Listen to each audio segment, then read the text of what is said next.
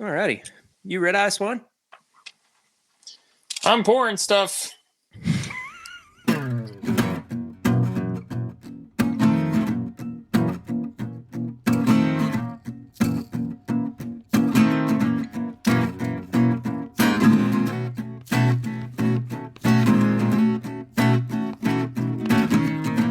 Hello, everybody. Welcome back to This Is My Bourbon podcast. I am your host, Perry. And with me, per usual, is the other half of, well, one of the other co-hosts. It's Swan. Swan, how are you doing, buddy? I'm doing great today, Perry. That is fantastic here. It was your off day, so you just been itching to get to this tonight, and I've been itching to get back to it as well, especially after a week off. Thank you all so much for coming back after I was basically gone for a week. I needed a break. I was out of town, and it just worked out for the best that mentally I laid low for a little while. So I appreciate everybody who has tuned back in. A couple of things up top. Of course, as always, if you have not yet reviewed the show on iTunes, you can do that. We will we'll read out a review of the show towards the end when we do plugs.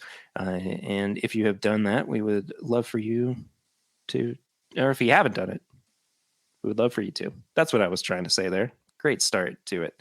Oh, goodness gracious. I got to get back into this, man. Got to get back into it. Into the swing of things, man. Back into the swing of things. You know, a great way to do that is to fly totally blind during our segment, Flying Blind, where I start the show off with something that the co-host doesn't know of.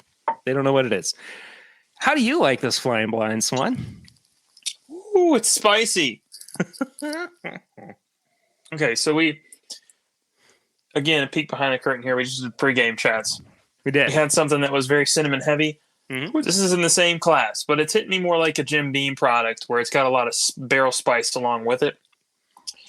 It tastes higher proof, but not like tremendously so. Like, I'm not thinking it's like 120s or barrel proof even. It's more like kind of a Maker's Private Select, like 105-ish, 108. That's what it tastes like to me. Well, you are correct in that it's not that much higher proof. But it is kind of a special little sample bottle that I got from a friend of the show, Dave Jennings, who just released his book, American Spirit, which was all about wild turkey. I wanted to start this episode off with this sample that he provided for me, which I then wanted to share with you. It's a 2004 Wild Turkey 101, man. Oh, okay. Yeah. Okay. Yeah. Wow. So, it's different. It's different. See, it's got the turkey nose, but the palate is like, oh yeah, way, way different than what I expected. Absolutely. And if I remember correctly, he gave me this sample specifically for that reason, because it wasn't normally what you would get from an older turkey, or really from turkey in general. It was kind of before I got into the dusty turkey obsession. Yeah, so this one, it's real, I don't know, it's real ethanol heavy on the palate, but it comes through more like a barrel spice or like some extra age or something. Sure.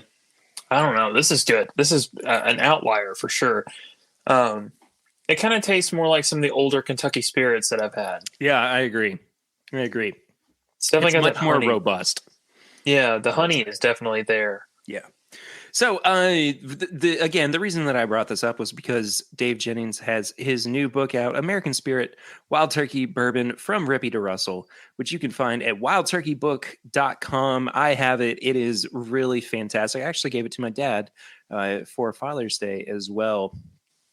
And he's read through a little bit of it, and he quite enjoys it. And the pictures, look, man, if you get it just for the pictures, they're gorgeous. There is nothing wrong with ordering this book with the intention on keeping it on a nice oak table right in front of where you normally drink. Yes. to flip through it once you've had too many. That's totally fine. Just please support Dave Jennings because he does amazing stuff. The blog that he's run for a long time is phenomenal. The man's got access to samples that just blow my mind. Yeah, 100%. And if you do not follow him already on social media, he is at Rarebird101. And you can find his blog, Rarebird101, on the internet as well. We did an episode with him, probably about a year and a half ago at this point. I think it was that. It might have been the first episode of 2019, now that I think about it. Yeah. So it was a good time, man. He's a really fun guy to have a conversation with, and I think you guys, if you have not actually listened to it yet, please go and do so. I'll link it in the description below. Yeah, and that guy is going to change the way you go to liquor stores because usually you walk in, you look behind the counter, you look at boxes, and you're like, nothing came in, and you walk out. Now you're going to go look at laser codes, and you're going to go to his blog, and you're going to find out how old that wild turkey is that you're looking at, and it's a whole new ball game. And let me tell you, I did that exact thing today. I kid you not. I sent you a text message. I was so excited about this one. Yeah. I found what I fully believe to be the very last bottle on the shelf of a 2018 rare breed bottle. And it was around that time that Cornerstone was coming out. You were getting older turkey bourbon in some of their products. So you were seeing 8 to 10-year-olds in Turkey 101, maybe even some 12, I think. But then you were also getting up to 15 years in the rare breed as well.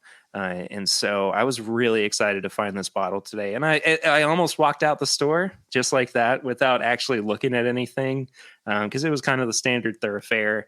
And I was like, well, there's a rare breed here. I may as well just pick it up and look at it and see what it is. And sure enough, it had that G on the laser code. It's a beautiful thing. It's a beautiful thing. I was very excited. So that's going to be saved for a little bit. But I guess that kind of leads us into as well, what have you been drinking recently? I kind of let us off with something I'm going to be drinking eventually. But what about you, Swan? Yeah, so I've been having a lot of Hayner McKenna. I've had a lot of Knob Creek picks. And then I got pretty deep into a bottle of Wild Turkey 101. Mm-hmm. Hard to beat. I went to a friend's house and he had that, and I was just like, "This is really good. How long have you had this?" And he's like, "It's been open for 2 years or something." Holy crap! And he's like, "I never drink it." And I was just like, "Do you even want it?" And he's like, "No, take it." I'm like, "Oh, okay." And there was just a little bit left, and I took it home and finished it. Fantastic. Can't complain. I had some Knob Creek while I was on vacation last week as well. It was a single barrel pick from the Lexington Bourbon Society. Mm-hmm. It's very good. It's quite good. I might have to get a sample of it from Papa Ritter for you to try. I would be all right with that. Yeah, shout out to our friends at the Lexington Bourbon Society. One of them is actually going to be on the show next week. Little teaser for that. Swan, I haven't even told you this yet. So we'll talk about that here soon. I also drank plenty of Turkey 101 on vacation. Oh, it's hard not to. That is the vacation staple. $16.99. You didn't get it anywhere. I will tell you, though, I did enjoy plenty of Evan Williams. I had both the 1783 and the Bottle and Bond on vacation. And look, man, it's not for everybody to take some bourbon down to the pool or out to the beach. But I am all about it. And I had some good days. Oh, I'm sure. Not always good mornings, but good days. Those aren't important. Stuff doesn't happen till 11, noon. It's fine. Yeah, for sure. Or even later, Yeah. You're on break. You're on island time. You're on vacation. Who's going to tell you what to do? The man's going to tell you what to do. Anyway. Well, we have got plenty of news this week. First and foremost is that there were some big wins this year for mostly Sazerac products at the International Whiskey Competition.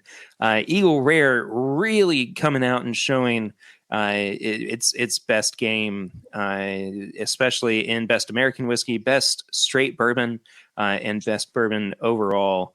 And it doesn't stop there. Sazerac took home plenty of awards, especially from their 1792 line. The Foolproof won Best Cast Strength bourbon, and Weller Foolproof actually took the third place in that category as well. They lumped those in with Cast Strength? Apparently so. It's kind of odd to me, but Isn't I mean, it? hey, if they've got that bourbon to compete with, go for it. I mean, I'm sure they're not taking Stag Junior, and if they do, I'm kind of surprised they didn't rank up with them. Yeah. It's look, we've been talking a lot recently about Sazerac and whether or not they're overdoing it. Are they overdoing it in this case? I don't know. What do you think, Swan? I don't think so. If you can win awards, do it. There's plenty of people that just are motivated by awards. I mean, how many times do you see a new bourbon win one award, not saying any names, and then that is their entire legacy to them? Yeah, not mentioning any names, but there are some that I feel like really deserve those accolades, and when they get them, I am very proud that they put that in there every year. So it's totally fine with me. San Francisco, huge thing for a lot of people. Absolutely. Not going to discount that whatsoever. Got to bring up, too, that the Best Tennessee Whiskey went to Uncle Nearest in first, second, and third place. Just fantastic for them. Well deserved. Absolutely. Congratulations to Fawn Weaver. And Best Virginia Whiskey actually went to another, Sazerac sourced product with 3 different Bowman releases. First place was Bowman Brothers Small Batch. Second was Isaac Bowman Port Finished. And third place was John J. Bowman Single Barrel. So lots of Sazerac is doing pretty okay, but it's definitely a people pleaser bourbon. I forgot to mention that they did really well in the single barrel category as well. 1792 single barrel took first place. Elmer T. Lee took second, and in third place it was the Colonel Taylor single barrel. So again, pretty much across the board, Sazerac's taking the gold home, man. Good for them. Yeah, good for them indeed. Also, good for another company that actually we're fairly good friends with here on the show. They have been on a couple of times, thanks to Bourbon on the Banks and the Barrel Fest last year. This is coming from Bluegrass Distillers. This is pretty recent news. As of recording, they are going to be releasing their first 4-year bottled in bond bourbon here in Lexington, Kentucky. This is coming from a company that was first founded in 2012. They first started filling their barrels in 2013. And this is their first 4-year release. It's going to be a 20% rye and 80% yellow corn mash bill.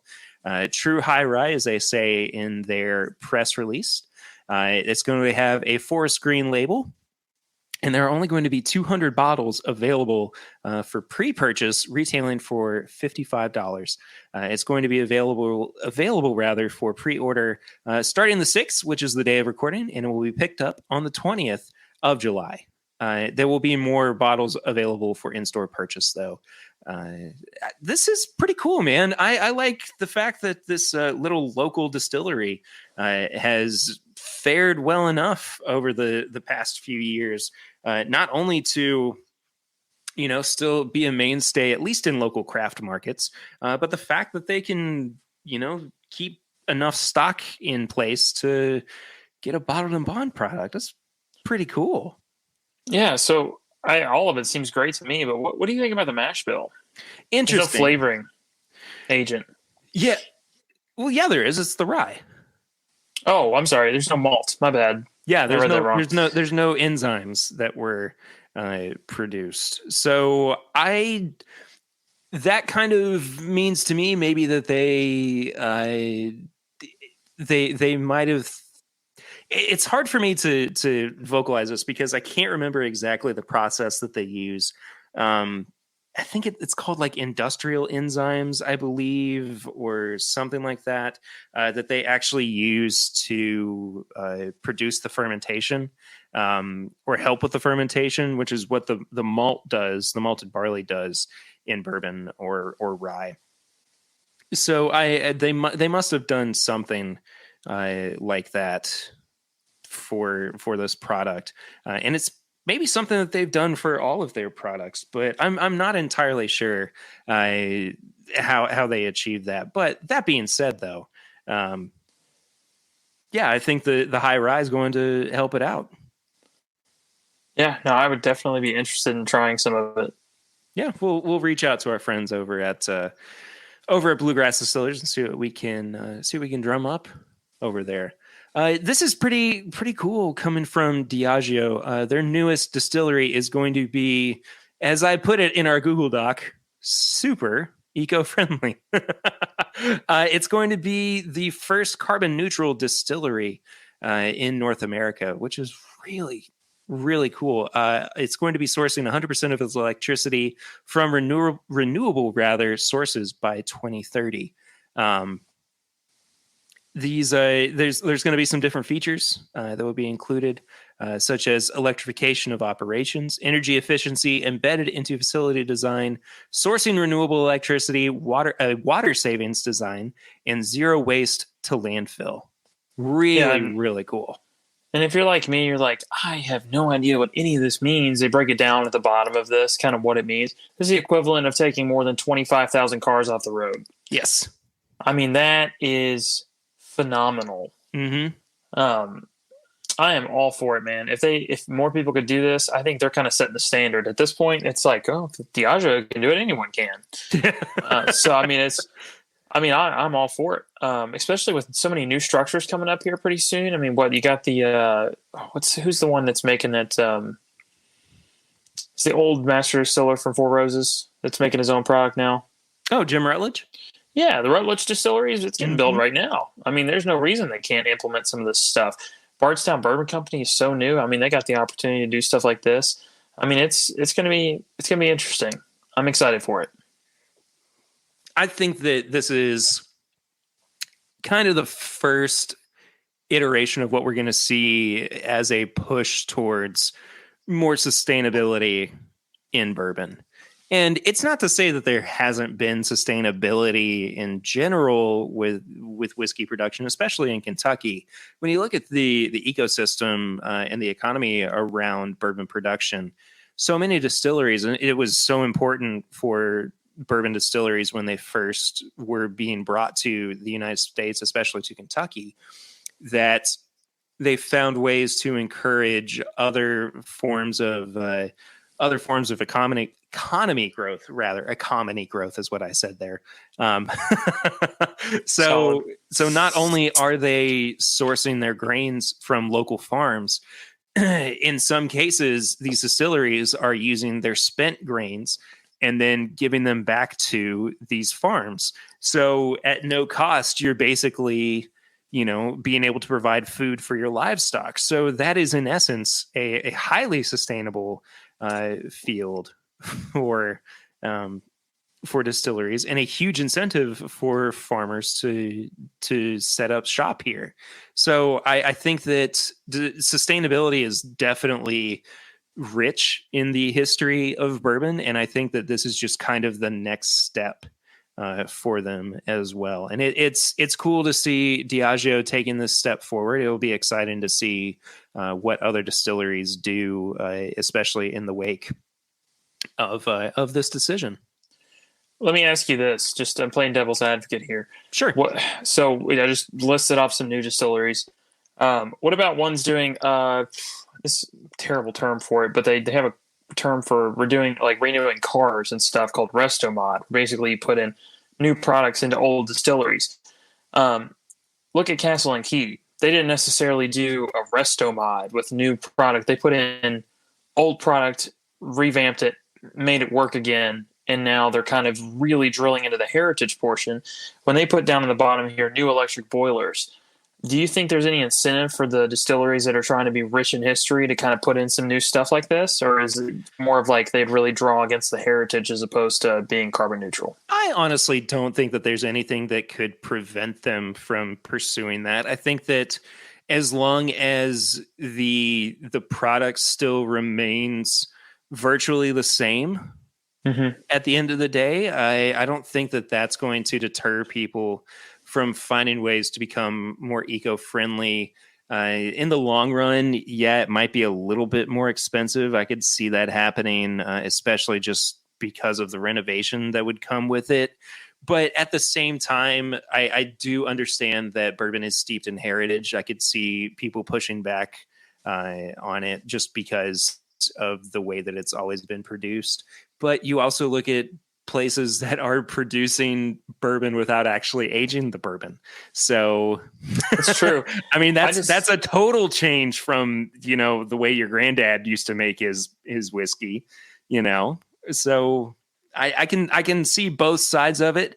I can understand why people would be willing to, or wanting to rather stick with the way it's always been done. But I think that, maybe there's a tax cut incentive that comes from becoming more eco-friendly, more sustainable, more carbon neutral down the line. That's something that, I'm sure somebody could be lobbying for in the next few years, especially as we see distilleries like Diageo and Bullet taking this step forward. Yeah. Yeah. I think it's a good step forward for sure. Yeah. Have you seen the beautiful, amazing, sexy bottle that we're about to talk about next? Uh, Oh, no. Oh, no. no. No. You don't like it? No. Oh. We're looking at the same one, the Disabled Jockeys Funds Maker's Mark bottle. Yeah. No. Oh. What do you see in this bottle, Perry? Let me ask you that to start with. What do I see in it? Why do you like it? I think, well, first off, I love black in design, period. I like the way it makes colors pop.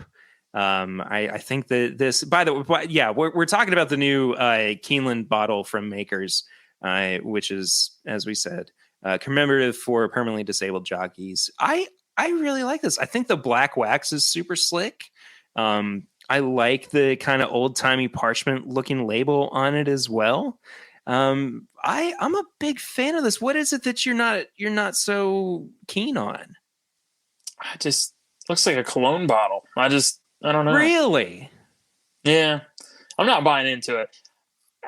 So I just look how updated like the Justify bottle was. It was just kind of like a pop of color on a black matte bottle, and just had some like updated looking nice text to it. I don't know. It just looks sharp. And then this one just kind of looks like an old cologne bottle you would find at Granddad's. Like I don't know. To each their own. It's just not, I'm not searching for it. I'm trying to find a counterpoint to that. I'm not entirely sure I can, because I don't disagree with you in the You're overall allowed to aesthetic like of it. You're allowed, and you're allowed to like dislike it, even if it's Granddad's cologne bottle. Like it is, it's fine. It's fine.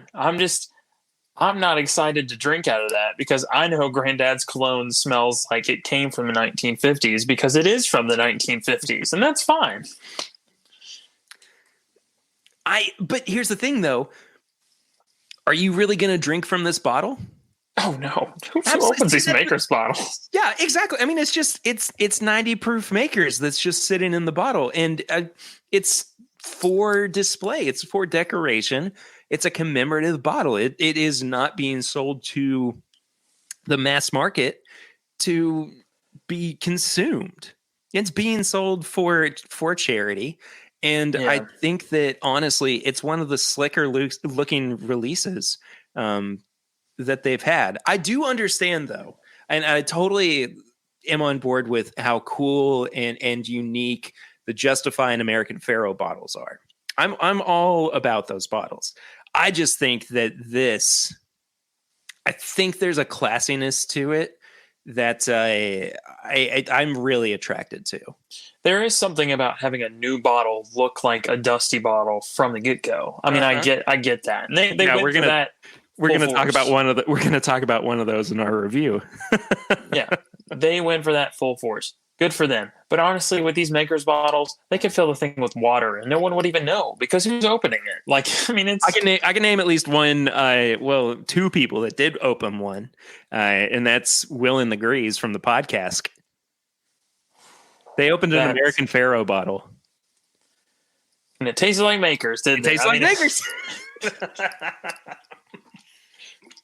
They made an episode out of it. I'll try to find that and link it in the description as well.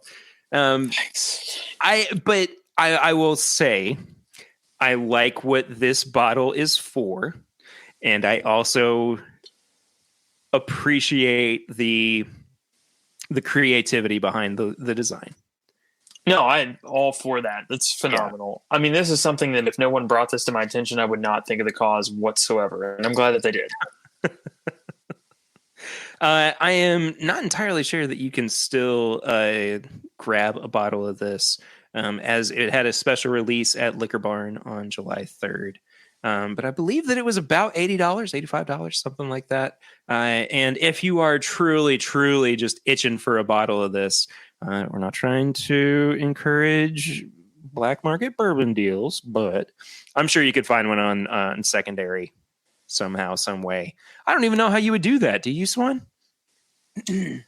Nope. No clue. No clue. Speaking of bottles that we might not ever be able to acquire, even though I definitely want to acquire one of these for multiple reasons, Old Forester has announced officially the 2020 release of the birthday bourbon.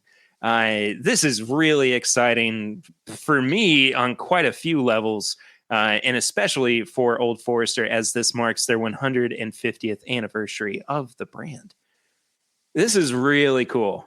I am excited for this bottle. It's 10 years old, 98 proof. Their traditional mash bill, rather, of 72% corn, 80% rye, and 10% malted barley. We talked about this a while back, I think, when the label first hit the TTB. Yes, and I have changed my mind on it. Have you now? I have, yes. Why is that? Because they came out with tasting notes, and I'm excited. So Jackie Zakan, is that how you say the last one? Zykin? Yeah. Okay. So I got to try last year's and got the weirdest note of melon, and I thought it was strange. But I didn't dislike it. I thought it was one of the most original bourbons that came out last year. Original, not meaning good, but original. She's done it again. So with these tasting notes, you look down through here and you're like, brown sugar, chocolate, caramel drizzle, and hints of tropical fruit. Mm-hmm. Mm-hmm. So this is not a bourbon that's going to appeal to everyone. And again, just like the design on the last one, that's totally fine. But she has gone for something that is just wildly out of the box, and I cannot be mad about that. Even the drop in the year, the drop in the proof, I'm still excited to see something that's just crazy original. I mean, look at last year. Who won the best bourbon of the year? We got the George Dickel 13 bottled in a bond because it was original. Yeah, absolutely. I mean, there is nothing wrong with thinking out of the box with your tasting notes, and I think she's out to prove that year after year. I'm totally fine with it. Jackie can do whatever she wants, and I'm going to be interested. I love Jackie to death. She was on this past year's one of the episodes that came out from Bourbon and Beyond this past year. So if you want to go back and check that little conversation out, you can do that for sure. I need to get Jackie back on for like a full episode, though. I want to talk to her about the new Old Forester single barrel program and all those bottles and whatnot, and find out what they're going to be like. And I'm also curious about the what went into the development of this new Old Forester. I like I said, we talked about it when the TTB label first came out. People were talking about it on different articles and everything. It's ideal for me this year for two reasons. We're having a baby, of course. I got to get a birthday bottle for her. And then also, this is mine and Lucy's 10-year dating anniversary. So this means that, or that means rather, that this bottle was distilled and started aging the year that we started dating. Mm-hmm. So the fact that it's coming out, and I know that there are other bottles that I could get that are much, much cheaper to also commemorate this. This is like kind of the best of both worlds, and I'm excited to get into this. I totally agree with you, though. Those tasting notes are phenomenal. I'm excited about the finish as well. She described it as long and delicately drying with a hint of anise. Yeah, so this is going to be a red flag for a lot of people because anise is basically just licorice. I mean, it's so I try to get a bottle of this every year for its bourbon night because that's just one of the largest platforms that we can kind of share with. And if I get a bottle of it this year, I can just imagine the face Sarah's going to make because she has always been like, if there's a hint of licorice, it's going down. Can't handle it. And Chad doesn't like dry. He doesn't like a dry finish. He doesn't like dry on the palate either. So I could see that. So this is going to be a limited edition bottling, of course. $130, going to be released on September 2nd, which again, this is the 150th anniversary of Old Forester. So very cool to see this happening for them. And I will be 100% looking forward to this when the time comes. Absolutely. That's all I got to say about that. You want to talk about some releases that are coming out here soon? Oh, absolutely. I'm so excited about some of these releases. Yeah. We have talked briefly about the Knob Creek 15-year-old, which Whiskey Advocate has mistakenly listed as a straight rye. They're doing their best. Yeah. That's kind of funny, actually. No, it's actually a Knob Creek 15-year-old bourbon that is going to be 100 proof, much like the 12-year-old that came out last year. It's another limited edition.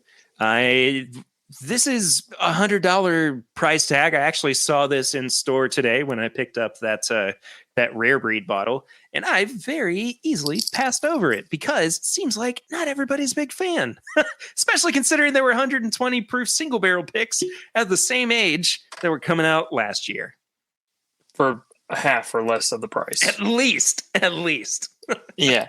So it was funny with this one in particular. I walked in and I was like, this is when we were doing our 9-year age stated episode for Knob Creek. And I walked in, I was like, do you guys have any of the non-age stated? You guys seem like you sell through it pretty quick and all you have is the age stated over there. She's like, no, but we got the 15-year on the shelf. I was like, that is a heck of an upsale. No, That's not anything close to what we were talking about. It's not it at all. It's not it at all. And then she was like, well, we got handles and the minis. And I was like, I'll take a mini. Sure. Okay. It's just, no one's enthused about it, man. It's just sitting on the shelf. I've been in multiple stores that have had it. There was one guy, he's like, I shouldn't have ordered it, man. I sold one of them. One. That's it. Yeah, Clifton McDaniel, also known as Bourbon Bites, did a review of it over on his YouTube channel. I'll try to throw a link to that below here. Clifton also is going to be on the show here very soon. Little spoiler, I guess, or teaser for that coming up. I've been on his live stream. He's been on mine, and I figured it was time to bring him into the podcast space as well. So we're gonna put him through the paces. We're gonna give him the old 20 questions that we used to do back in the day. So I'm excited for Clifton getting here on the show. Anyway, back to the Knob Creek. Like I said, it seems like it's just kind of sitting on the shelf at the moment. I don't know, man. I mean, it is what it is. If maybe they had released it at $75 or $80 a bottle, people would be more interested in buying it. But then you wind up seeing price contradictions, especially with Booker's, which is, 6.5 years old, maybe at this point, and $90 a bottle. Yeah, they can't win. I mean, Buffalo Trace tacks on $30 to their Weller line. Everyone's like, I get it. Then they're like, we're going to move Booker's up $20. And it's just like, all right, get the picket signs, time to riot. Like, people are just not having it. I feel sorry for them. I really do. I agree with you.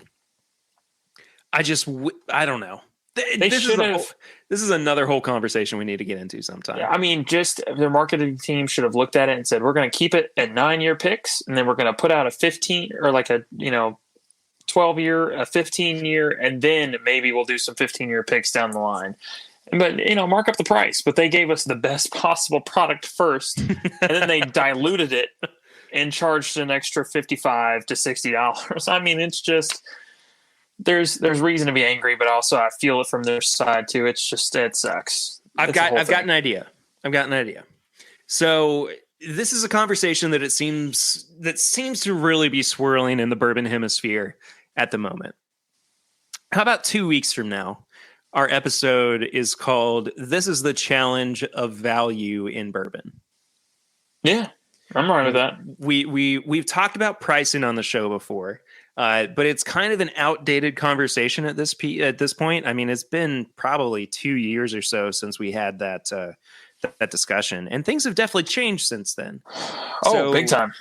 Yeah, so I think we should go and bring this back up, talk about some changes that have happened in pricing over the past couple of years, even in the past 6 months. And then, maybe we could actually review the newest Booker's batch that just came out and see if it is actually worth the new $90 price tag.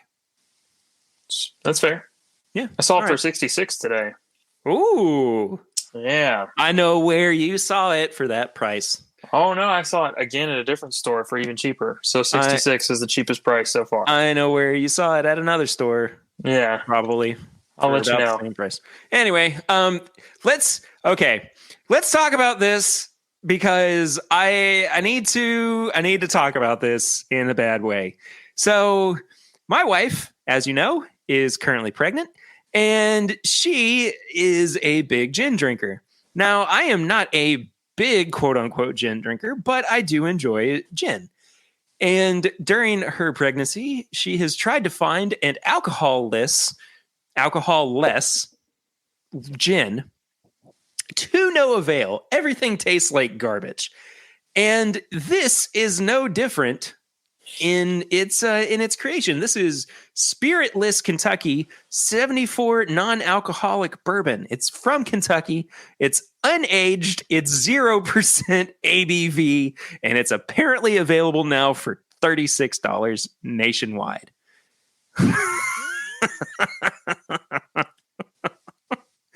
I get it to a degree, but at the same time,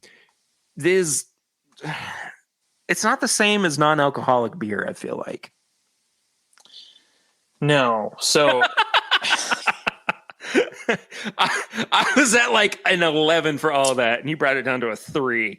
Yeah, no. This stuff, like just the way. Okay, so I've been in retail for years. I've seen people that buy non-alcoholic beer, and for the reasons that basically they want everyone to feel included when they go to a party. That's been the big reason when I've asked. It's like, why are you buying O'Doul's? What's the reason? It's like, well, if everyone goes to a party and I'm putting down 3 or 4 beers, I'd like them to at least have something to hold in their hand, even if they're not drinking it, just to look the part, Sure. And I'm like, cool. I don't know. Bourbon's a strange thing. If you want, you could put tea in a glass, and I'd never know. I mean, it's just strange. And this is really, it seems like they're hammering this in the cocktails portion so that you're not losing the bourbon flavoring of something. But it just seems odd. It just seems strange to me. Odd is, I think, the best approximation of this product. I just don't get it, man. Yeah. This spirit is reverse distilled to evaporate all but 0.5% of the alcohol. So here's another fun thing. If you buy this, you have to show your ID. If you buy O'Doul's, you still have to show your ID every time. It is crazy. I don't know. It's going to be fun. I'm interested to see if anyone wants to try it. When it comes out, I'll buy a bottle for us. I think we should. I think that we should just see. We should just see. And like I said, I have had a horrible experience with alcohol-less gin. So finding out what a bourbon of the same caliber would be like, I mean, that's kind of interesting, I guess. I don't know many people that drink bourbon that are like, I'm fine with being sober completely. That's just as much as you want to be like, it's not about getting drunk. It's about the flavor. It's like, it's a little bit about getting drunk. It's a little something to Yeah, do with it. yeah. You tell me you don't like the effects of alcohol, and we'll talk. Yeah, yeah. It may not be your primary reason. If you're having a steak, you're like, well, let's pair it. But at the same time, if you have a steak and then you take a bite of, or you take a drink of your alcoholless bourbon, you're like, ugh. Like, I mean, What happened? It's not worth it. It's not worth it. I agree. Let's talk about some TTB labels as well. Ooh, I'm excited about these. As we had kind of alluded to, or postulated, I would say, a few weeks back, it looks like Rebel Yell is dropping the Yell for their products. And this is now the second or third iteration that we're seeing of this, coming from a cast strength barrel pick. That from what I can gain, at least that's what it looks like. Looks like it's going to be around 120 proof. Look, does it matter that they dropped the Yell? No, I don't really care. I don't think so either. I don't think so either. This label is shockingly similar, but just with a more maroon theme to the what is it? I sent you a picture of it yesterday. Oh, the Ezra Brooks. The Ezra Brooks, yeah. Yeah. It's interesting. I'm glad that everyone's starting to put out some more. One, it looks like you're going to be able to select this, and then also just the fact that it's coming in cast strength, I'm interested in. Yeah, I'm interested to see what these products are going to look like, what they're going to taste like. There aren't a whole lot of cast strength weeders out there, so this will be certainly something that I would be excited to pick up when it hits the market. We need to find, or at least get some of that Ezra Brooks barrel strength pick. Yeah, and they also, I've noticed they've even dropped the Yell on their website. Like, I don't expect them to update that, but on the back there, rebelbourbon.com. Rebelbourbon.com. Yeah, good for them, man. They are making a total switch, and they are. It looks a little more sophisticated, I'll give it that. It's going from something I saw on the bottom shelf, and I'm just like, I'm good. I don't really need that. To now, I'm interested. It up. They are stepping it up. I'll give them that. They're moving it up a category. Speaking of stepping up, this is definitely a step up in price. The newest Blood Oath release, Pack 7, has been filed in the TTB, 98.6 proof. It's coming out next year. Oof. It's going to be about a 10-year-old bourbon. Very interesting. What do you think about this one? What's it aged in? I'm having trouble reading it with the font. What's it aged in? Santorno barrels. What is that? Where are you seeing that? Finished in Santorno barrels. Santornes. I don't know. What Sauternes? I don't know. I'm confused by that one a little bit. Also, it's a wine. It's finished in a wine, a French sweet wine in Bordeaux. I'm interested in this one a little more so than the last ones. The rum finish seemed like it kind of just imparted the same flavor on both of them. I got to try both of them in a bar side by side. Oh, really? Yeah, I much preferred the most recent pack to the previous one. Neither of them were something I'm going to be hunting down by any means. Sure. But this one, they just, if I remember correctly, they don't list this on every single one, but they said this rare pack shall never again be made. Pretty sure that's on all of them. But look how many times they put very limited release. I mean, it is on almost every single label. I mean, it's all over the place. Very limited release, never to be made again. I mean, they really hammered that one home. So I'm guessing maybe this one will be harder to find. Yeah, I'm sure it will be. They kind of pride themselves on some very limited releases. I do not really have a whole lot of experience, I would say, with the Blood Oath releases. So I don't know, man. I got to try. I don't have the expectations. Oh, really? Wow. Yeah. So I've had one of the wine finished. I've had both the rum, and then the packed 4, I believe, was the toasted barrel finish, and I got to try that one as well. I think the toasted barrel finish one was my favorite. Oh. And even then, it was just okay. It just tasted like Michter's. And even then, I think Michter's does it better. Oh, okay. So, and for half the price. You heard it here first, folks. This is not necessarily one that I would consider picking up, but who's to say? I would definitely want to try it. Maybe I'll get in contact with Iverson at OBC, see if we can do a little sample of it. Yeah. Or something. Next TTB filing, a very, very bare bones informative label here. It's a single cask nation bottling of Kentucky straight bourbon whiskey distilled at an undisclosed distillery aged 24 years in American oak, distilled in October of 1944 and bottled in July 2020. So that means it sat in stainless steel vats for basically 2 years before it was actually bottled. The label is really interesting too. It says distilled in Kentucky, matured and bottled in Scotland. One of 2,250 bottles at 47.4%. I can't do the math. Swan, can you do the math? No, I cannot. No, okay, well, that's okay. It's 94.8 proof. Okay, good. Thank you. What do you think the over-under is on this being a Heaven Hill product? It's up there. I'm going to give it about a solid 65%. I think it's up there. I can't think of anywhere else that would really have product aging this long. Maybe Buffalo Trace. Maybe. Maybe. I'm not sure. Yeah. But they have a podcast. Who does? They do. It's on the label. They put their podcast on the label. OneNationUnderWhiskey.com. Yeah. Well, shoot, Swan. We should do a crossover. Let's get them on, man. I want to try some 24-year-old whiskey. Heck yes. Yeah, look at them. I am all about that. That is some branding right there. I am impressed. No, actually, I kind of like the simple labels. I think this usually comes out in, it looks really remarkably similar to the Koval bottles. Yes, it does, actually. Which is totally fine. They both go for that really simple branding, but I mean, for nothing but good stuff. Mm-hmm. So I'm excited to see what they come out with. And I'd love to listen to their podcast, know what I'm going to be doing probably later tonight or tomorrow. Yeah, same here. And I think we should definitely try to do a little collaboration with them and see if we can talk about their whiskey selection process and see what that's like.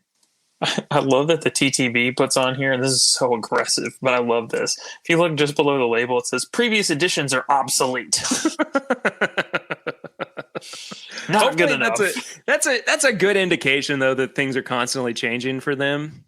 So every sign has a reason. Somebody sent a passive aggressive email and like, you know what, George, we're putting this on there. I'm tired of getting this. Swan, I think you're going to want to get this next release, though. Yeah, that's my name. It's for the most part, yeah. Yeah. No, Thomas is my middle name. S'more, that's a good abbreviation. That's great. Abbreviation? Yeah, that. Yeah, so this is the Thomas S. Moore Extended Cask Finish. It's Kentucky Straight Bourbon Whiskey, finished in sherry casks, 86 proof. And interestingly enough, this is from basically the namesake for the man who eventually would build the distillery that became Barton 1792 in Bardstown. So this is honoring kind of the founder or the original founder of this distillery. How cool is this, man? This is really exciting. It is really exciting. I'm excited. I wish the proof was a little higher. But I knew you were going to say that. I knew you were going to. I looked at this label and I looked at the proof and I thought Swan's going to want this proof to be higher. And sure enough, you said it. I want it to be like 90 to 95 at least. I don't know. They seem to dilute the sherry cask finish or like any of the really finished bourbons a little bit more. But also, I'm a proof hound. Half the people that listen to the show are. They want it to hurt them or it's not good enough. Like, that's just where everybody's at. I also sympathize with the fact that if you take his name and you abbreviate it, it comes out as S'more, because I cannot tell you how many times I've had an automated login of sorts and it's like first initial, last name, and then I become S'more for the rest of my life. So I feel his pain. I definitely want to try it. I'll give it that. It doesn't look like it's going to be a bottle that is anywhere near what the Barton Distillery has put out. Based on the long back label, definitely the front label is going to be a little bit more elongated as well. So I imagine that this is going to be a very unique looking product for Barton. It reminds me of the Remus bottle or the New Amsterdam vodka bottle. Just the shape, the way that it tapers off down towards the bottom. Yeah. I think it could be something like that. Yeah. Which is really not something we've seen in bourbon packaging before. So I'd be interested in even just seeing a bottle of this on the shelf. But I am looking forward to being able to pick one of those up. This next one, I am not familiar with this label, period. Are you, by any means? No. I don't know anything about this. Milam and Green, Milam.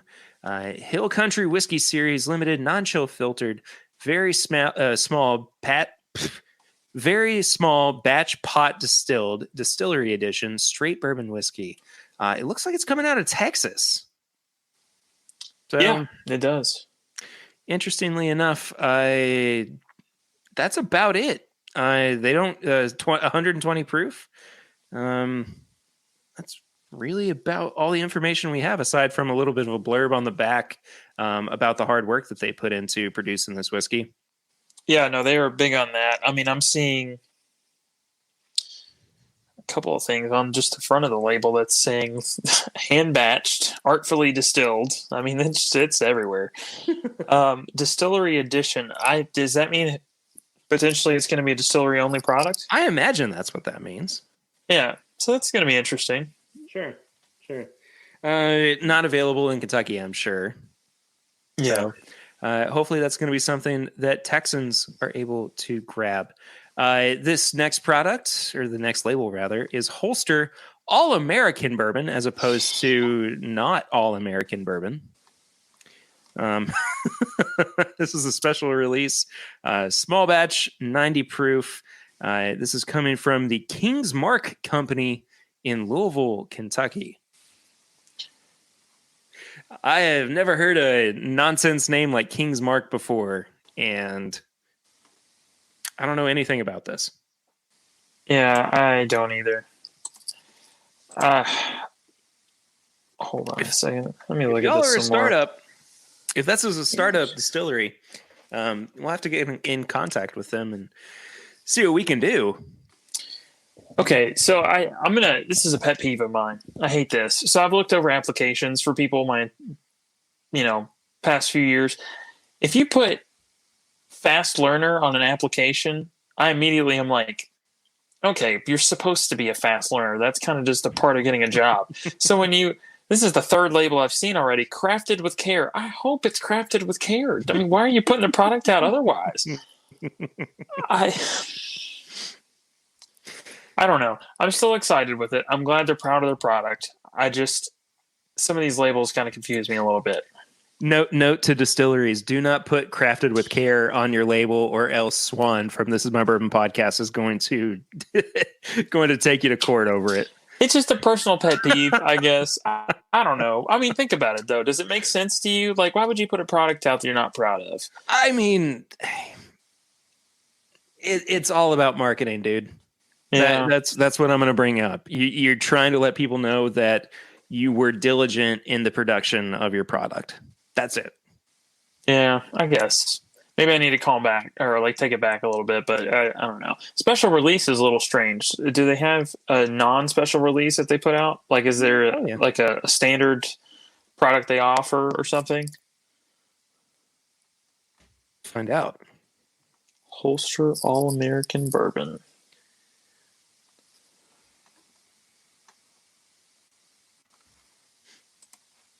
Not finding anything. They must be a new distillery. Okay. Well, maybe they're putting out the special release first with the intention of putting out something else later. Could be. Could very well be. Yeah. Speaking of another special release, Look, I feel like most of these have just been us going, "What is this week?" But this is definitely one that has left me scratching my head. The World Whiskey Society Reserve Collection is releasing a Kentucky Strength. No, I did not misread that. Bourbon whiskey, aged 15 years, at 56%. So what is that?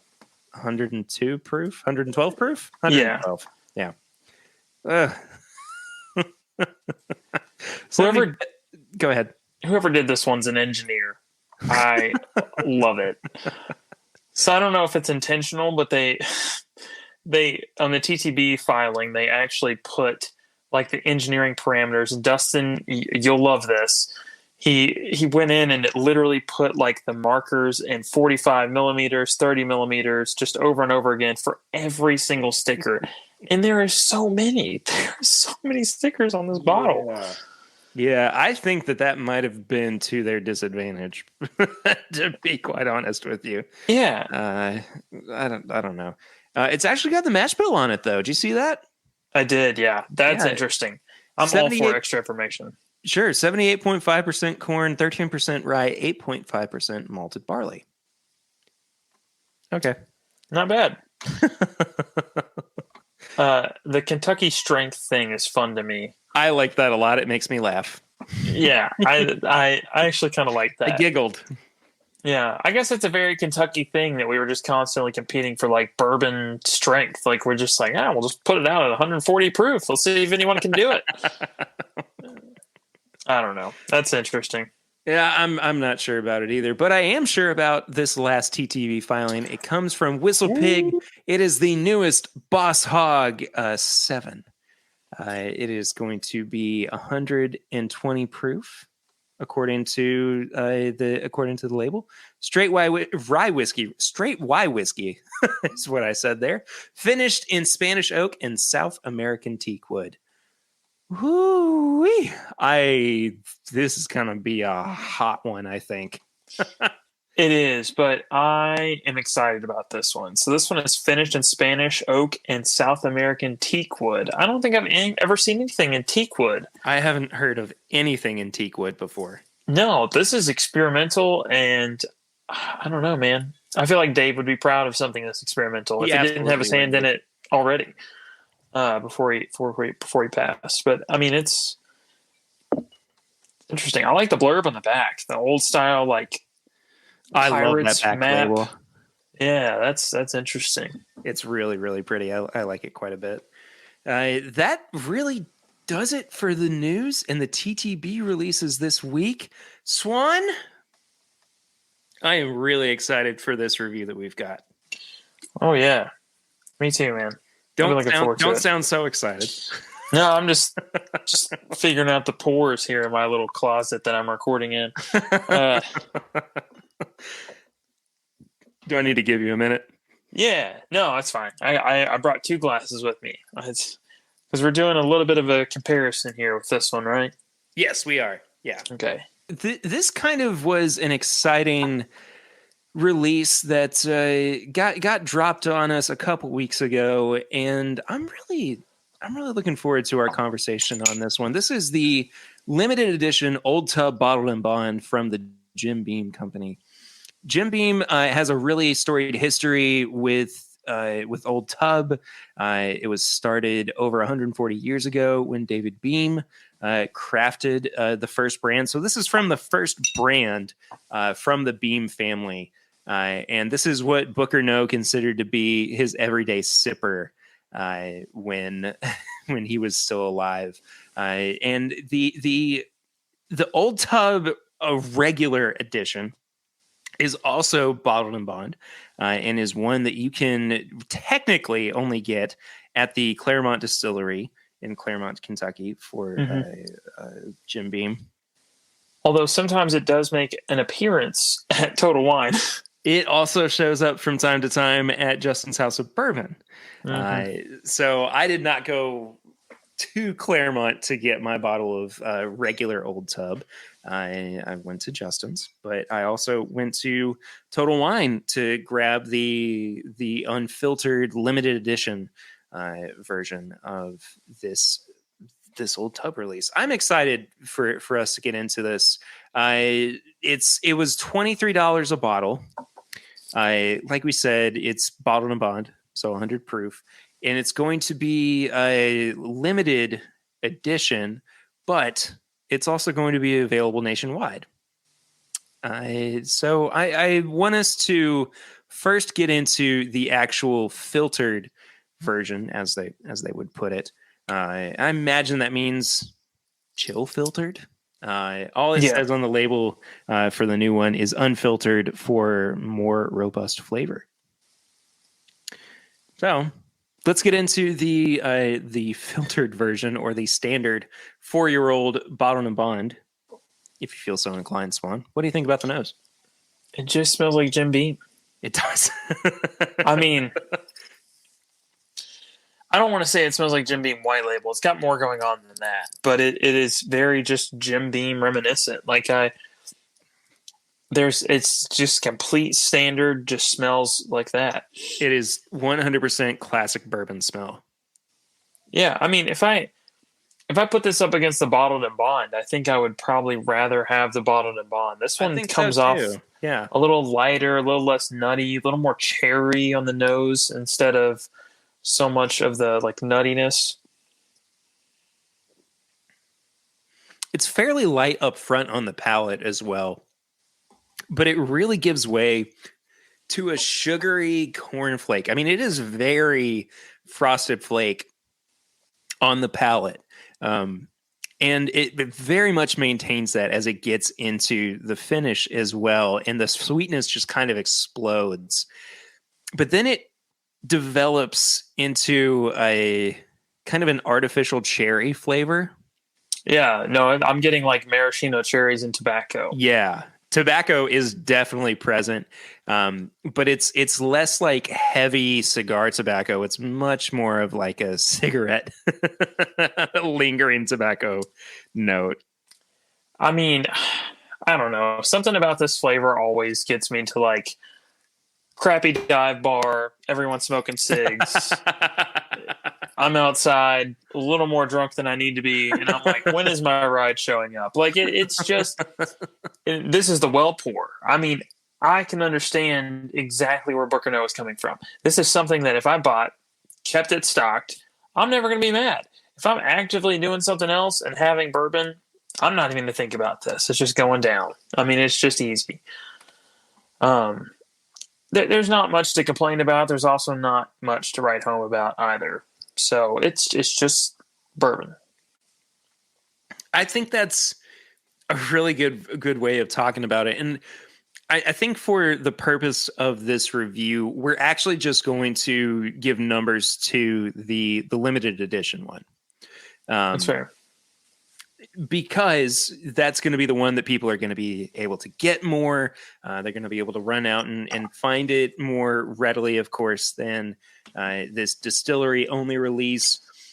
I will say, though, I think that people should, if they do make it to the Claremont Distillery, pick a bottle of this up. It's like $15 for a 375. It's cheap. Yeah, it's cheap and it's interesting because it's just kind of a heritage product of theirs. They're not trying to impress anybody. They're just, this is a heritage product. That's fine. Mm-hmm. I'm totally fine with that. And the bottle's cool. You take the label off and you're done with it, and it's great to swap samples with, split bottles with, because I mean it's just a 375 with a big bold face that you can stick some masking tape on. It's perfect. It's a great kind of flask style bottle that, I mean, if you're going tailgating or you're going, I almost said hiking. Is that okay to say? It's okay to say. If you're going hiking and you want something smaller, you can throw in a backpack. I mean, that's totally there for you. So just like the idea of you getting to the top of the pinnacles. It's like, listen, can you carry me down? Because this disappeared between start and finish. And unaware we were halfway done. I treat it more as like a reward once you get to the top. Okay. What did I say? Maybe I'm doing this wrong. Maybe I just need to. Hey, look, it's much easier to go back down than it is to get up. Listen, if someone wants to carry me down the hill, that's fine too. That's Just ask Lady Swan real nice. oh no, she'll throw me. She'll just Chuck you down. You're see gonna ya. rolling down the hill like Tommy Boy Hope you roll. or Hot Rod. Ooh, okay. So I'm getting into the limited edition one, the one everyone's going to be able to get. There's more going on the nose. It's in my opinion. It's a lot deeper. It's got more sweetness to it. The oak is definitely coming through quite a bit more. Yeah, see, I'm getting oak and like that, like raw, unfiltered honey. Dare I say, carrot cake. See, I'm getting carrot cake in more of the sense of like it's constantly covered in cream cheese frosting. Yeah, I think that's where I'm picking up the sweetness is that cream cheese frosting note rather. It is good. I much prefer this to the other one. And especially on the palate. This has got more standard Jim Beam to it. Ooh, the finish. Forget the palate. Finish is ridiculous, dude. Happy dance. All right. I might need another sip of this, man. Yeah, don't base your decision off of just the first sip. I think that while it is still good, you're going to find a little bit more in that second one. Okay, so all of the underlying things are still there. Maraschino cherry, a little bit of that like Tony the Tiger Frosted Flake stuff going on. But they have absolutely cranked up the heat in a good way. This is a good solid burn to it. I like this a lot more. This is very comparable to the Bottled and Bond, in my opinion. I think it's got a better mouthfeel than the Jim Beam Bottled and Bond does. This one, I don't know if I'd say better mouthfeel, but this one makes me salivate. The other one does not. Like this with a steak, this is built for pairings. This is built for pairings. Tell me it's not, Perry. It's fantastic. A good reverse sear steak with this. Oh, yeah. This is solid. It's hard to believe that this is just an unfiltered limited edition. I don't know how they're curating it. It definitely drinks higher than 100 proof. It does. This feels like a full 7-8 point jump in proof compared to the other one. Now, and I will say, I just in the interim between our Flying Blind and our review, just so I could get my palate adjusted to it, had the Jim Beam single barrel 108 proof, which Chad and I reviewed, I think, a while back. And it drinks much hotter than that one does. That's fair. I think this is wildly out of its class and punching above its weight for a limited edition $23 bottle of bourbon. Yeah, no, I'm right there with you. Is this a 750 or is it a 375? 750. So they went for a full bottle for not much more. Yep. That's intense. I know there's a lot of people that are like really wanting to kind of complete the collection, you know? Right. And they want those like special distillery only bottles. If you get the chance to find this at just your local liquor store compared to driving all the way to Claremont, Kentucky, freaking do it, man. It's it's all there and then some. Yeah, you're right. It's not that much more expensive. The regular 375 is about $15 or $16. The full 750 of this LE bottling is $23. I mean, it's technically cheaper. If you were to take a absolutely 375 and double it, I mean it's per value. Yeah. Per the ounce. Unit price is better. I am really stunned by this one. So, Do you- what would you do with this in a cocktail? Do you think this is a good cocktail bourbon? Because they're not going to limit this. If I go down to a liquor store with it being limited edition, it says old tub on it, I can grab 6 if I wanted to.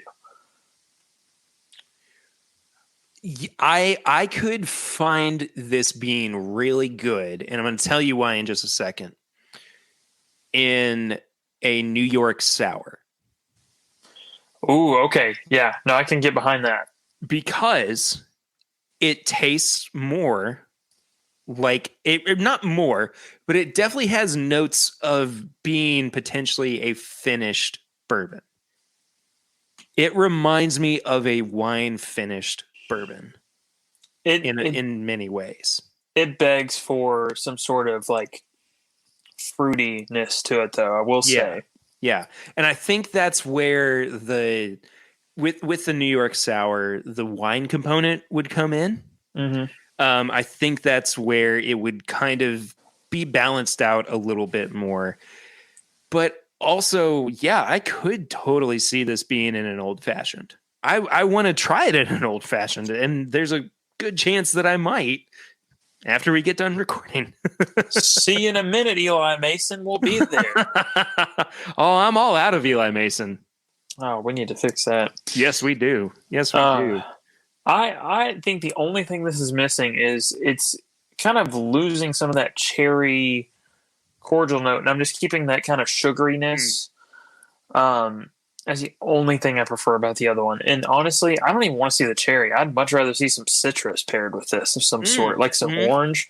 I think would be phenomenal.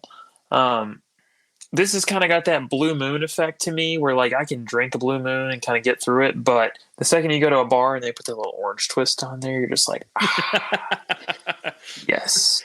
It just needs a little orange twist. I don't know what quite it would be, but like it's got that. That's the only thing it's really devoid of for me. Sidebar: I'm not a wheat beer guy, but all the power to you. All the power to you. I'm not really a beer guy in general, but I can stomach a blue moon occasionally. I still want to do a bourbon barrel aged beer episode with you. See, it would just be you, whoever you picked, enjoying the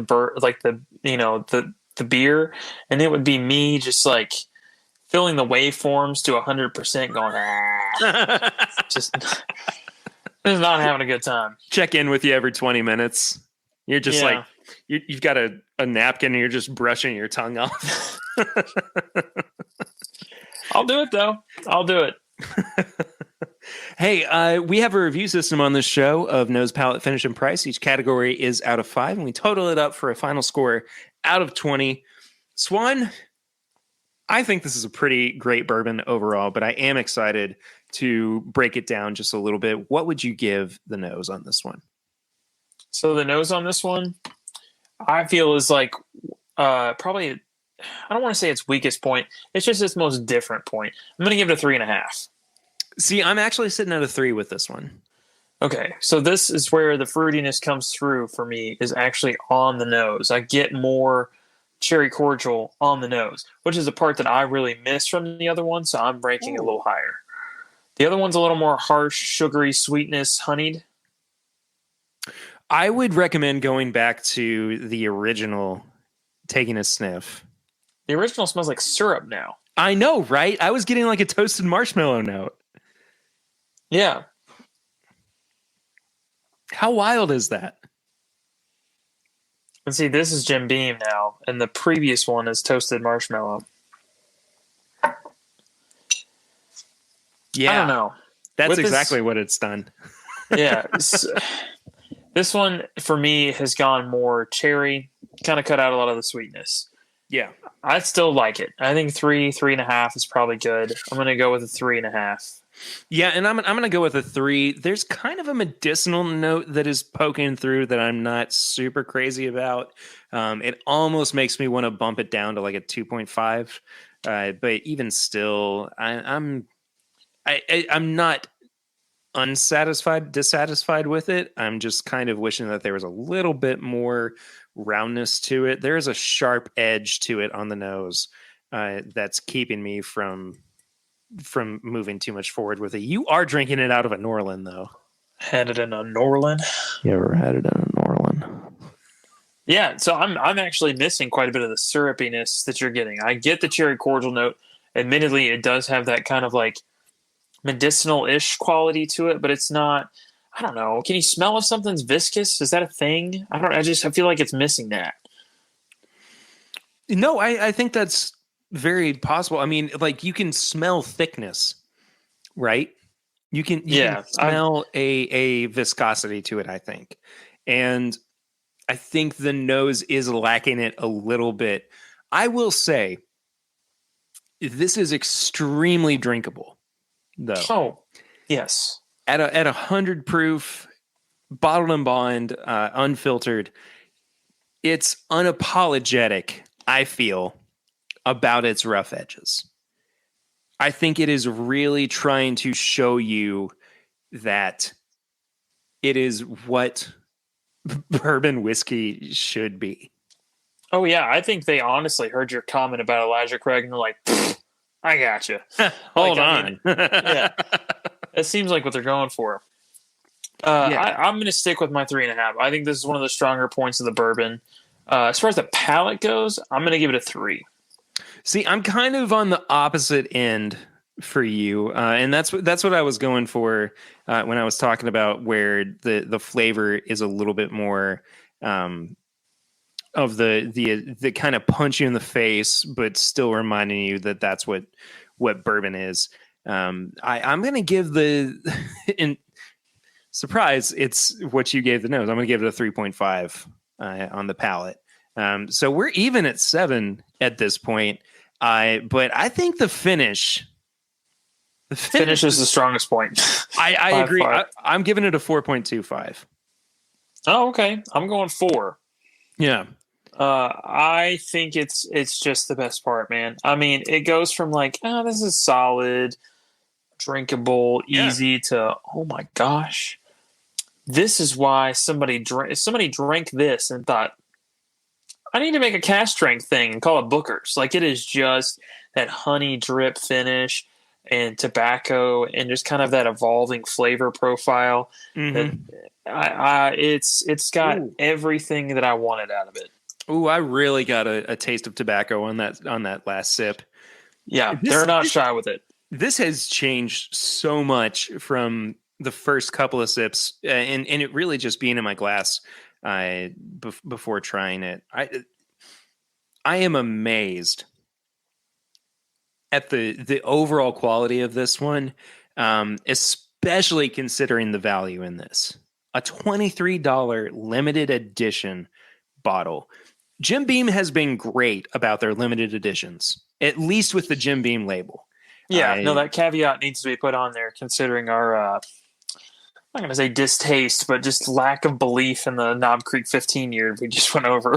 No, that's true, but they seem to have more of an understanding, at least with their lower priced LEs. So, you know, if you're thinking about like the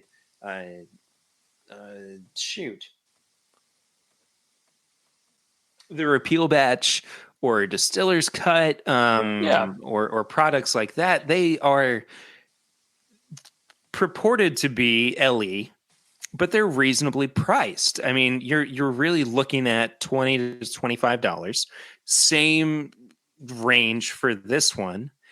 And they're really a pretty quality product overall. So I think that falls into this category. What do you think about the price with all that being said? Price is a 5 for me, man. I mean, it's hard to beat. I'm giving it a 4.5. I'm not too far off from you. It's hard to argue it.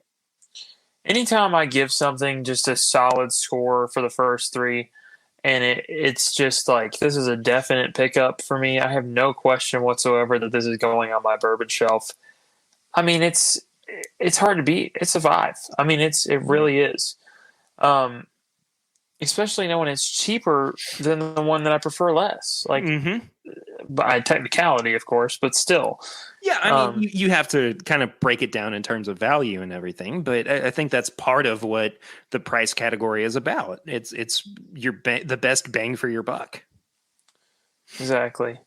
I don't know. I think it's a 5, which I think puts me at a 15.5, which I think anytime we go over 15, it's just a dig, grab it. If you see it, grab it. Yeah, for sure. Yeah. 7. What'd I give the finish? 4.5. Yeah. Well, I give it a 16. So, Yeah. I mean, that's...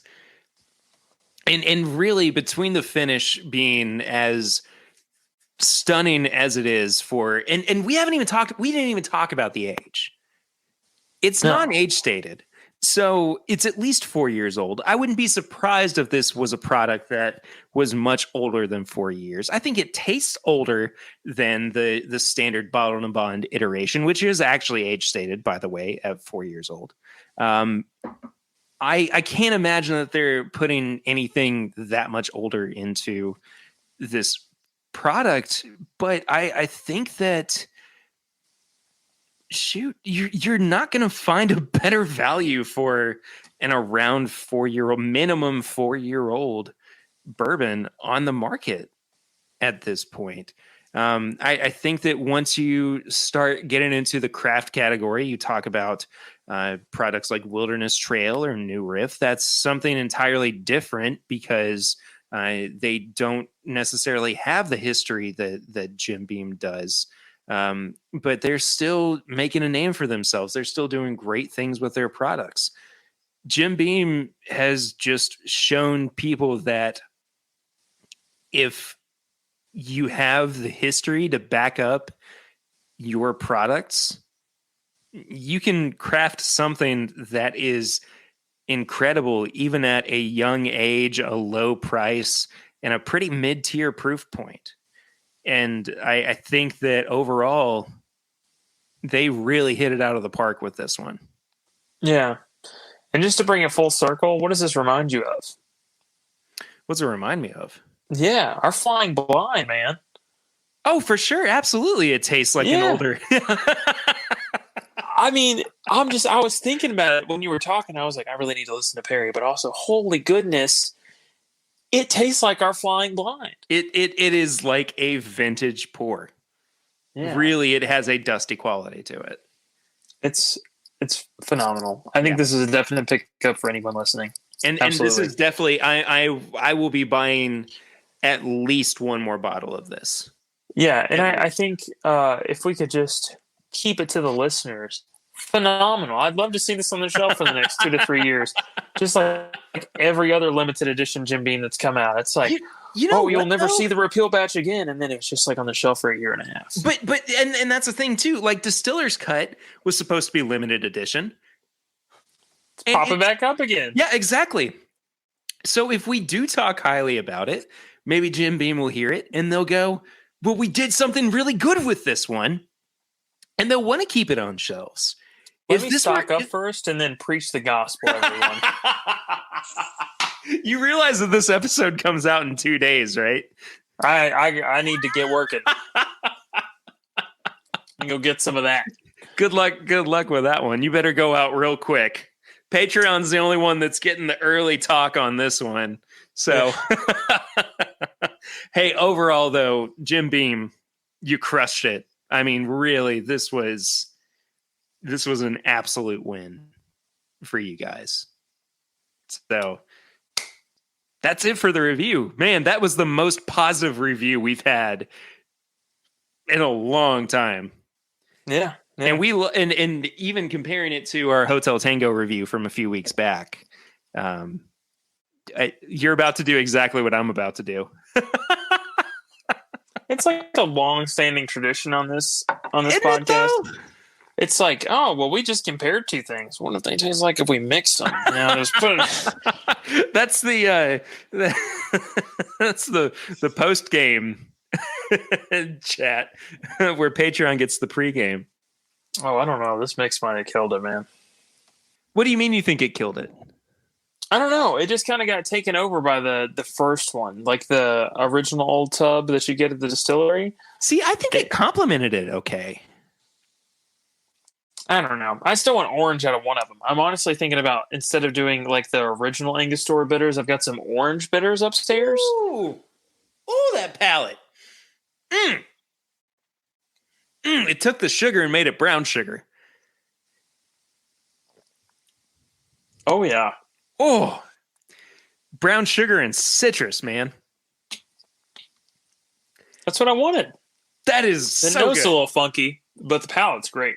Palate's awesome, and The that finish is dropped off a little. it did, but really, I'm still kind of hanging on to the finish, and maybe because I'm talking as I'm still kind of tasting it, but it's. I like that. I don't mind that at all. It's not bad. It's not bad. By any means. You know what else isn't bad? What's that? Tips and bits. Whew.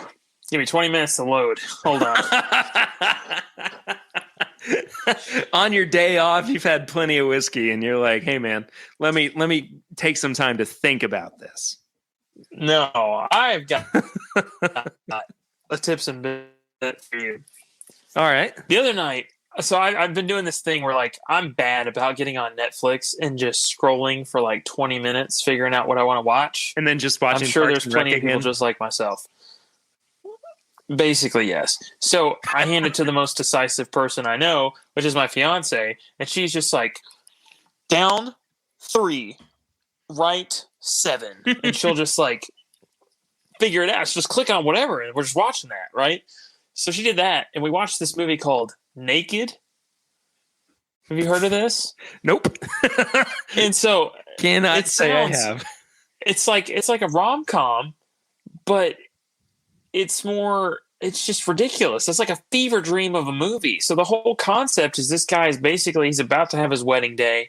Everything seems perfect. He's a little not prepared or whatever. And then he goes to the hotel and where he's staying the night before and goes out to have a drink. And then the next scene, he wakes up in an elevator naked. Oh, okay. Yeah. And so basically, every time he gets up and he walks out of the elevator, and all of a sudden it's just like he's just late for his wedding.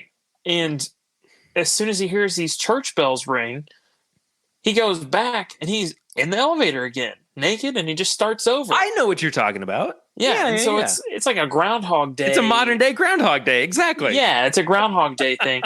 And he just has as many tries as he can to get it perfect again. And because he was so underprepared for this wedding, it's like his way of getting prepared again. And it's just a fever dream, man. I mean, it is just nuts. It is a great way to kill 2 hours. I mean, it's just funny. Fair like, enough. don't go into it thinking this is a cinematic masterpiece. Just like make fun of it. I'm not. You know? I wasn't going to with a movie called Naked. No, just openly make fun of it. Have a great time. I thought it was a great way to kill 2 hours. I'll tell you what another great 2 hour investment is. Is that the best way to say that? I don't know. Yeah. That Thing You Do. Have you ever seen that movie? Mm-mm. It's a Tom Hanks movie. It is from the late 90s, early 2000s, I think. And it's set in the 1960s, around the time that the Beatles were coming to America. Kind of mid-British invasion. And it's about this band from Pennsylvania. And they have this huge hit song. And it's basically about their journey as pop stars in the 60s. It's one of my favorite soundtracks of any movie. The song That Thing You Do is a absolute hit. I love it. It was actually, I believe, performed by Fountains of Wayne for the soundtrack itself. So it's got some notoriety to it a little bit. I've also been watching, and I'm not quite finished with it yet, but it's been really good so far. The last 4 episodes of the Clone Wars, the Star Wars Clone Wars on Disney Plus. I mistakenly, because when you pull it up on Disney Plus, it shows the thumbnail for the Clone Wars and it says the final season, and I was like, oh, I'm gonna watch the final season, and I knew that it was the last 4 episodes that you had to watch, and I scrolled down to the first set of last 4 episodes and I watched them, and I was like, this is the weirdest ending I've ever seen to a show. And sure enough, it was the last 4 episodes of the first season. So instead of it being the final season, I was like, what am I doing? And then I scrolled through, I was like, there's no way that this can be over. And I got it wrong. So I am in the middle of finishing up the last 4 episodes of the final season of the Clone Wars. And I will also say, because I am a big nerd, I am in the middle of Breath of the Wild, Legend of Zelda on the Switch. And great. Are you playing it phenomenal. Too? No. So I do this thing where I can't afford a Switch and I can't find one, and I've been on Facebook Marketplace. I thought you had one. Trying to hunt already. No, I've been hunting them down forever. The guy at Meijer is tired of seeing my ugly mug. I can't find one. So I've just been watching playthroughs of Breath of the Wild. That game is phenomenal. Do you want to just come over and watch me play it? Yeah.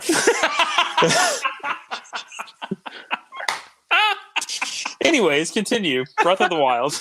It's beautiful. I know that people have complained about it not being true to the Zelda style of gameplay, but honestly, none of my favorite Zelda games have been the standard.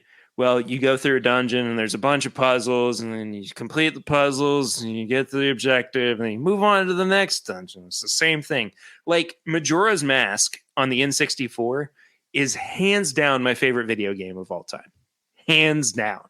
See, my favorite Zelda game is another one that's a little more non-standard. I loved Minish Cap. Minish Cap is great. Oh my god, fantastic! I love that game. Yeah, Between Worlds on the DS. Did you ever play that?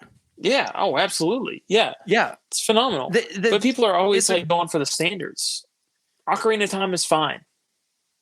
But it's. I think if you are looking at the pinnacle of what makes a Zelda game, Ocarina of Time is definitely that. It set the standard. I'll give you that. Yeah, but it did. I enjoy myself with Minish Cap, the stupid hat that won't stop talking to you, and you're just like, what's going on? But every once in a while he turns around and you're like, I don't know how to do this dungeon. He's like, have you tried this? Like, you know what I've found too? I've found that I really enjoy a challenge in games. I really enjoy it. And it became apparent because of the amount of time that I've put into Cuphead, Breath of the Wild. And like, I definitely enjoy the quietness and the serenity of games like Animal Crossing because it's less stressful by many means. But I like the puzzle solving. I like the chance to create your own story, and not everything's right the first time or whatever. I think that the trial and error of it, which is how I learn too as a person. I mean, I am 100% a trial and error person. That's just, I've found how much I love that in games. So I think that Breath of the Wild is a great example of that too. So if you've not played it and you own a Switch, go check it out. And apparently Breath of the Wild 2 has been completed. So that's fantastic. You're going to lose so much money in a 12-month period.